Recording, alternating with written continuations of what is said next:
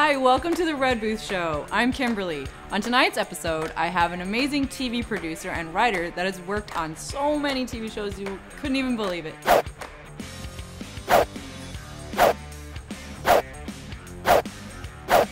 His name is Mike Ajakwe, and he also has a web festival that is coming up here at Warner Brothers. Plus, we have a special interview with some of the cast of Barbershop The Next Cut coming out this Friday. And we take you live to the red carpet for the new Wizarding World of Harry Potter at Universal Studios. Come and join us. It's going to be great. So, hey, Mike, how are you? Hey, how you doing, Kimberly? Great to be here. Thank you. I'm so happy to have you here. A fellow producer and also TV writer. I mean, I'm not a TV writer, but this is so cool to have you on the show. Well, I'm honored to be here. I've watched several of your episodes, and I was very impressed with your guests and with you. Well, thank you very much. I know that you have a lot of experience with a lot of television shows, so actually that's like a pretty big deal, guys, that he just said that to me. I just have to tell you. You've done stuff on multiple different TV shows, for example, Moesha. Yeah, even before that, I started off in the business in entertainment news. I worked for Entertainment Tonight. You know, started there as a runner and then worked my way up to producer. When I was a little kid, I used to watch Entertainment Tonight with my parents, and it was like that whole intro, you know, and I would like sit there and be like so excited and like so I think that's amazing that now I'm here with one of the people that's made that show, so that's really cool. Yeah, it was a great experience. I never planned to become a producer there, but after a while you're around all that, you know, and that was when there were no other outlets. There was no Access Hollywood. No, right. There was just Entertainment Tonight. It was just, I remember, it was the yeah. only show like that. And I used to watch the show, then I worked on the show as behind the scenes, and then I became a producer. And one of those things where you do a job and you don't know how it's going to serve you later, because my real goal was to write for television, which happened 8 years later when I did a play that I didn't want to do because there's no money in theater. But the play, which was supposed to run for 2 weeks, ran for 10 months. It was made for $300. It made $104,000. And it eventually got me an agent, and then the agent sent the play to HBO. Wait, it made 104. The play made generated $104,000 from a $104,000. $104,000. How did you guys do that? We kept running the play. I thought when you make a play, you put it up and it makes money because we were selling out. I didn't know that most plays don't make money because my first play made a lot of money. What was the name of your play? It's called Reasons. It's called Reasons, and it was based on a movie that I tried to sell that I couldn't sell, called Buds. It was my answer to When Harry Met Sally, sort of like a black When Harry Met Sally. Nice. And almost sold it, didn't sell it, was very depressed, was going to give up, get out the business. Someone had a connection at the Inglewood Playhouse in Inglewood and said, hey, would you like to do this as a play? I can maybe get you. And I said, man, there's no money in theater. I'm trying to get paid. No, thank you. 3 months later, and feeling even more depressed, started drinking. No, I didn't start drinking, but I was ready to. I called my friend, and I said, hey, I think I'm ready to do a play. And I did this play with no expectations. I didn't know what I was doing. I'd never done a play before. My cast quit on me twice, the entire cast. But the play eventually went up 6 months later and sold out for 2 weeks. We used the money and we went to a bigger venue, sold that out. Wow. We kept going to more venues, and it ran for 10 months. And it really changed not just changed my life, my career, but it changed my perspective on how to break into show business. You know, so much of it, whether you're an actor or a writer or a director, it's about doing something and then showing the gatekeepers of Hollywood and then having them let you in or not let you in. And I learned that, you know, if you can do something for yourself that you can control, like how you're doing your show, not only is it good for your business, it's also good for your self-esteem. Because when you do a play and 100 people show up that you don't know and pay money to come see your work and they're laughing or crying, or that same play, let's say you send it to a company and they said, oh, and this has really happened. I sent it to the Los Angeles something Arts Council, and they told me one of my plays was not worth their $5 grand to give me $5 grand to do the play. Well, when I got the rejection letter back 6 months later, guess what? The play was already running, selling out in Hollywood, and the play won an award for best playwright for me. And again, it changed my life. So I learned from doing the thing that makes no money. It was very self-validating. Isn't that funny? Because you started out thinking it doesn't make any money, and then it totally did.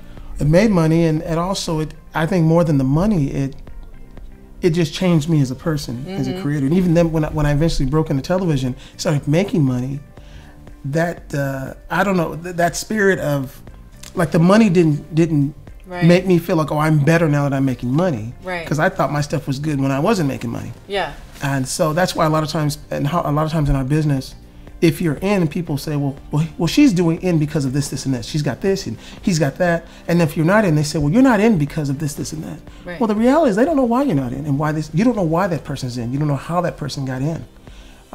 There's nepotism in our business. There's all kind of ways you can break in. Some people do break in just on their talent. My experience is most people don't.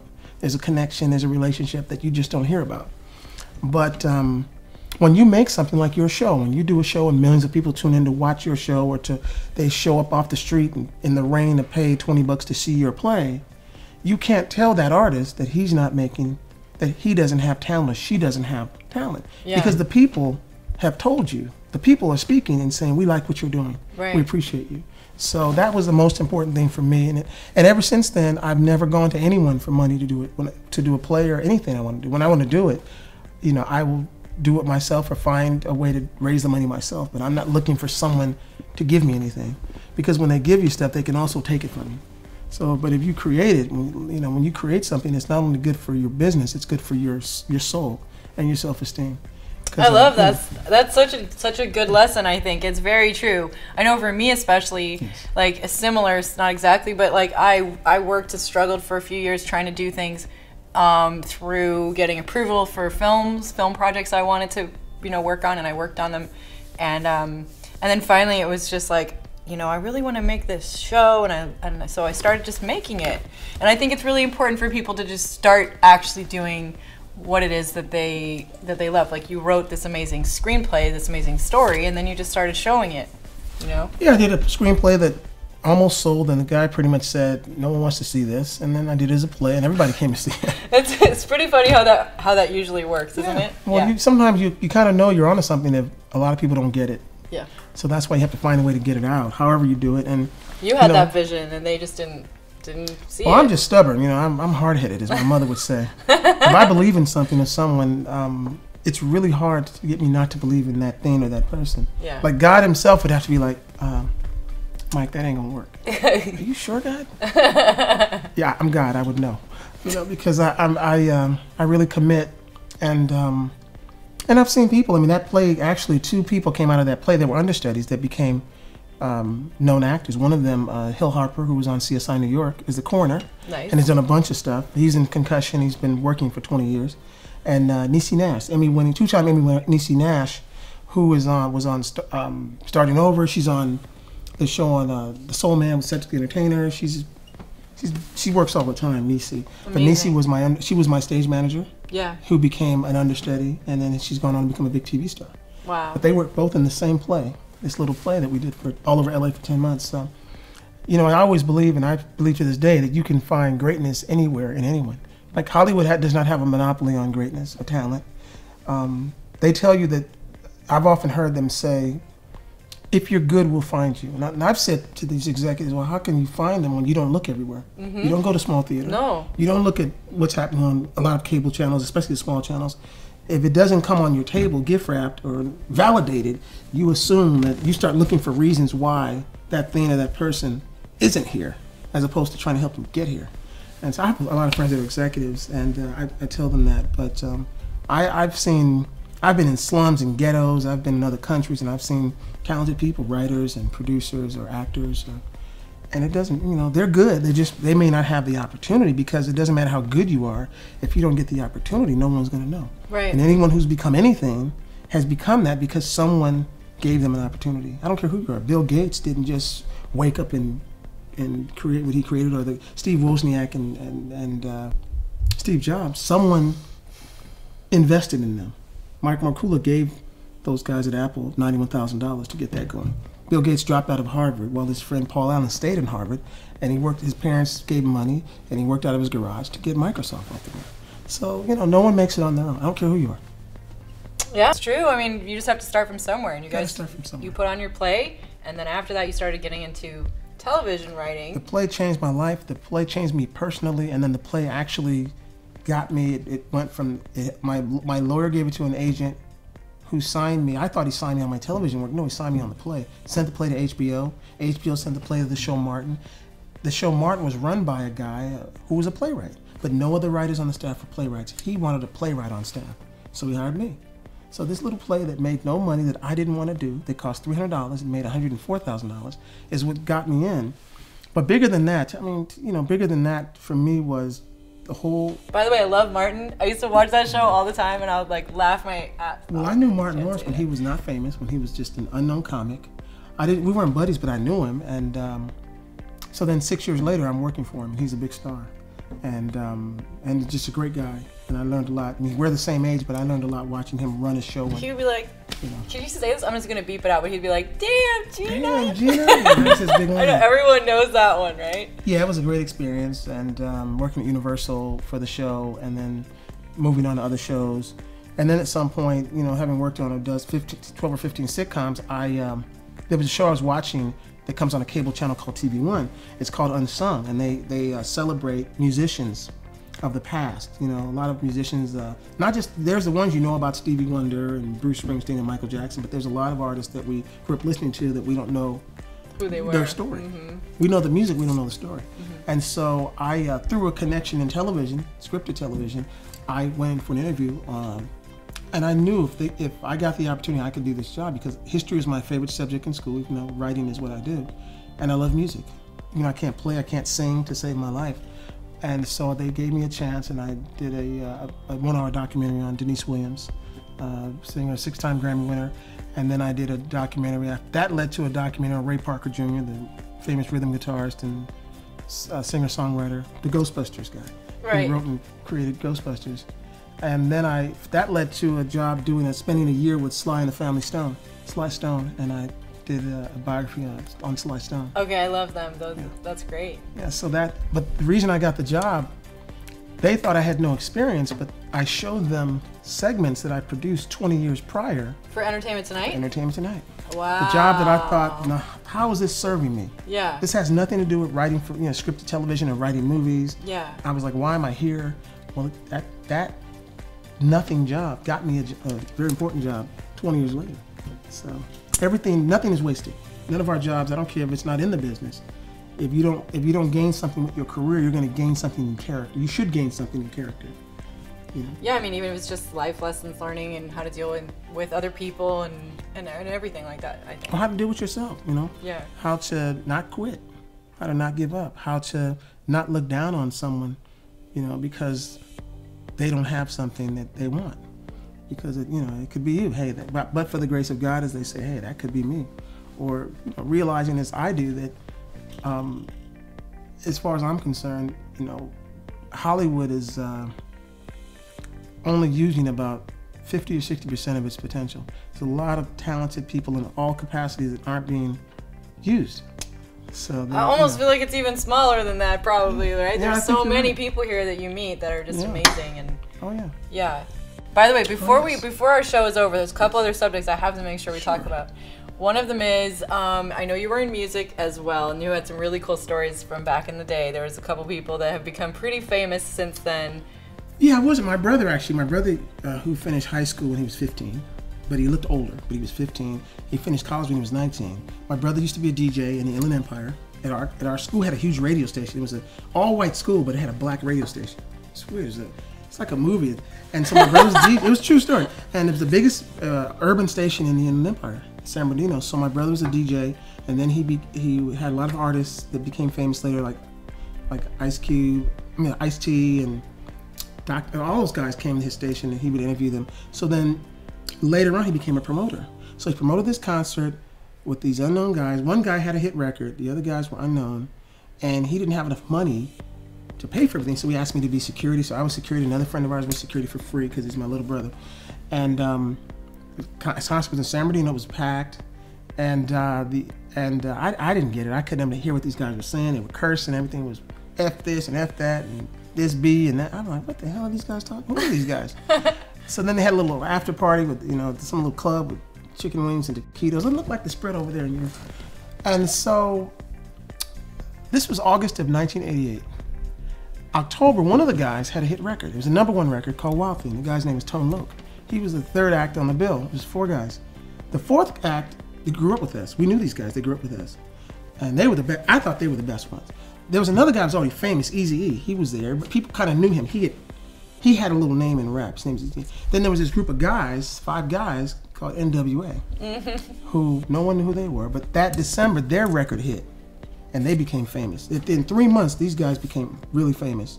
So I saw this movie, Straight Outta Compton, recently, and I'm like, wow, my brother paid these guys. He paid Eazy $1,000. He paid NWA $500. That's $100 for each guy, and he paid Tone Loc $250. And our guys did it for free. The guys we grew up with, all those guys made it, except our friends didn't make it. They never became famous, but these guys all became famous within 3 months. And I still have a ticket. I wish I would have brought. I looked for it. I couldn't find it from that event. Wow. In August of 1988, right before they really exploded. Yeah, so you know. You know, I actually had one of the cast, Neil Brown Jr., on the show from Straight Outta Compton. They all did a great job. He's so nice. One of the most genuine people. I was really impressed with the movie. I thought it was well done. Gary Gray, who the director, who used to direct their videos. That's why he used to direct their music videos. That's how I got into directing film. And I used to work at E! Entertainment as well, and Gary worked there as a freelance. We didn't really know each other very well, but he was a freelance cameraman for E! I left Entertainment Tonight after 3 years and went to E! when E! first started, and worked there for 5 years on a show called Talk Soup. Oh my goodness! With Greg Kinnear, before unknown guy. That was such a funny show. Named Greg Kinnear, who was the host. No one knew who he was. He wasn't an actor. He was a graphic designer who walked in off the street, got this gig. Because back then you could walk in and just do an audition. Yeah. So he was doing stuff for them, and then when we went long form, Greg became the host of Talk Soup. Wow. And then we winning an Emmy. The only Emmy E! has ever won was for our show Talk Soup. To this day, it's the only Emmy E! has ever won. So cool. And then 2 weeks after winning the Emmy, I got a job. Finally, after so many years of trying to break in as a scripted writer, television writer, I got a job writing for Martin. So that 1995 was a watershed year for me. Just the first half of the year, crickets, nothing. Depression, drinking, and doing other stuff. Second half of the year, I made more money than I made in the entire 5 years I worked at E! Wow. And I was having the time of my life. So that's why, you know, you never know. You don't look back and just stay positive. I just encourage people to stay positive. If this is what you want to do, believe and pray and just keep doing, like we talked about, like you're doing, just keep doing good work and something will happen. I love the idea of having something to hold on to. You have your show. I was doing plays while I worked at E! And so doing those shows that I could control, where I learned how to produce really and test an audience with my work, it gave me the patience to do a job that bored the hell out of me, that I wasn't really into. I mean, that's good discipline, though, you know? Yeah. It really takes that. Well, it gave me something to look forward to. When I got off the clock, I'd go do this. Yeah. On the weekends, I'd do this, and that let me come do Monday through Friday. Let me give them their thing and give them, you know. And so it's, you know. And now you have started something else, which is really special, called the LA Web Fest. Yeah, somehow along the way, the weirdest thing happened is when I was working on a show called Eve with the rapper Eve, I was one of the producers and writers on her show. With Eve? Eve, yeah. Okay, she's great. Yeah, that's Eve awesome. Was great. Yeah, Eve, I worked on her show for 3 years. I was a supervising producer and writer on the show. And there was a couple of young guys who were doing these things, and I'm like, what's this? He's always called a web series. I'm like, what's a web series? I don't really understand. So they showed me what they were doing, and then a couple years later, when Eve went off the air, I did in 2009. I did a web series. I came up with an idea and did 12 episodes that I did on my house in Sherman Oaks, and it was fun. Me and my editor would sit in the dark room. We'd be watching the screen and laughing and slapping each other. And after one day, I just said, you know, this is kind of weird. Just me and you in here by ourselves. You know, it'd be nice if some more people were here with us.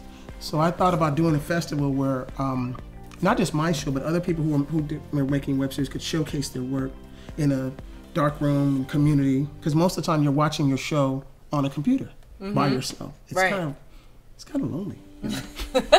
And so that's how the LA Web Fest was born. Here's how theater serving me. I used to do plays at one of the spots I did plays at. I knew they had a big 12 by 14 foot screen that came out of the ceiling. Really cool. He had 100 seats, and he had a storage room that he had 40 chairs back there that you could use. So I used the storage room as a workshop room to have workshops. People sat in, like here, and then people were sitting here. It was so intimate. I sold the intimacy part because we didn't have the space for tables. And then the other room, we screened shows. It started in 2010. I didn't know at the time that there was no such thing as a web series festival. So it was not only it was the first web series festival in the United States, it was the first one in the world. The LA Web Fest, Los Angeles Web Series Festival. And then the following year, some guy contacted me at the end of the year from Europe through a mutual friend. I didn't know the guy, saying he's trying to do something like this in France. So I wrote him some letters, and then he brought a delegation to my festival in 2011, and to see how we did it. Then they brought me to France later that year for the inaugural Marseille Web Fest, which was the first web series festival in Europe, and then the second one in the world. And then from there was one in Rome, and then Australia. One of my people fell in love with an Australian guy. She went at the festival, went to Australia, and started one in Australia. Amazing. The Melbourne Web Fest. Now there's about 40 in the world. Wow. And but most of them have either directly or indirectly came out of LA.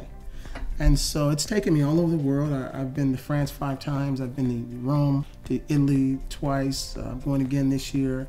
I'm going to Spain in June because 2 young, talented ladies from my festival 2 years ago, they started the Valencia Web Fest in Spain. And I've been to Australia 3 times because of the Melbourne Web Fest. Wow. I've been to Hong Kong because one of my guys started the Hong Kong Web Fest. I just was in Korea last July because one of my alums started the Korea Web Fest. Wow. And so it's taken me all, more so than film and television have ever done. Again, there's no money in web series at this time, but there's a lot of talent. You know that people are saying the internet is like where everything's going. I mean, all the TV is turning into internet and stuff. And there's a whole underground movement of creators, writers, producers, directors, and actors who are working online. Yeah. Again, television has been a little tough for them, but there's a whole community of creation online, and these web festivals are exposing them. And then if you do a show in LA now, because of what's happening, we have a circuit.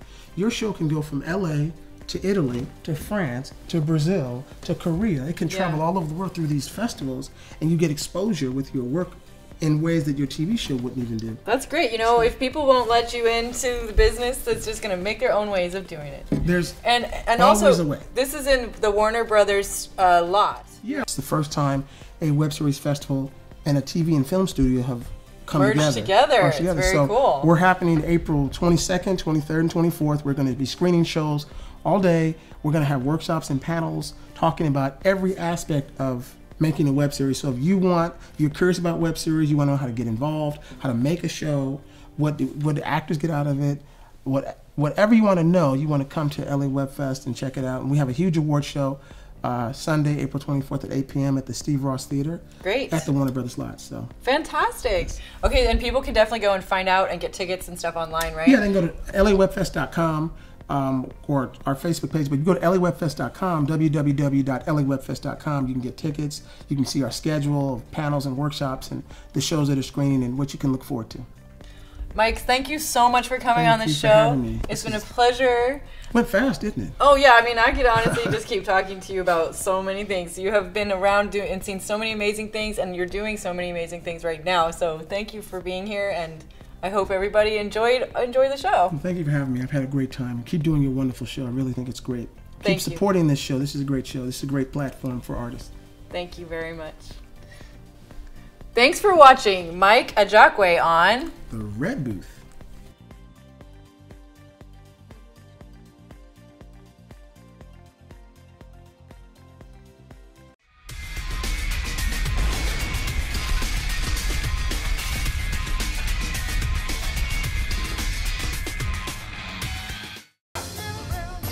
In every neighborhood, there's a place folks get together to talk about their dreams, to share their frustrations, and maybe even tell a joke or two. Excuse me, but I don't like to get involved in petty arguments. Yeah, you do. That's primarily what you do. Yeah, that's pretty much all you do. I think with Calvin, he's really taken his place as the owner of the shop, and as, you know, I imagine him, you know, being in the same position as his father was, you know, with people respecting him in the neighborhood for owning this shop for so long, and he actually has influence with some of the shot callers, and I think he's a well-respected guy, you know, in the neighborhood. You know, the first couple of days, people were definitely, you know, I did a speech. At the dinner beforehand. I just told them, I was like, look, we got the, you know, Barbershop 3.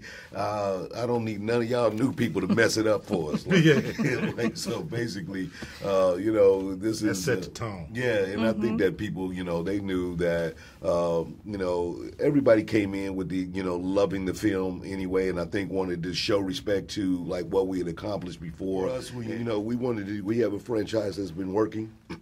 We want people to go and enjoy the movie and know that they're getting a quality, film, and at the same time, great laughter. And then, it is a message of community and love for, your neighbor and your family and and your loved ones, and in a way that is uplifting. And I think that, as much as we see so many negativity about the African American community, to know that these businesses exist and the people who work there are good people, and that's true as well about the South Side and Compton and all these places that we think are negative.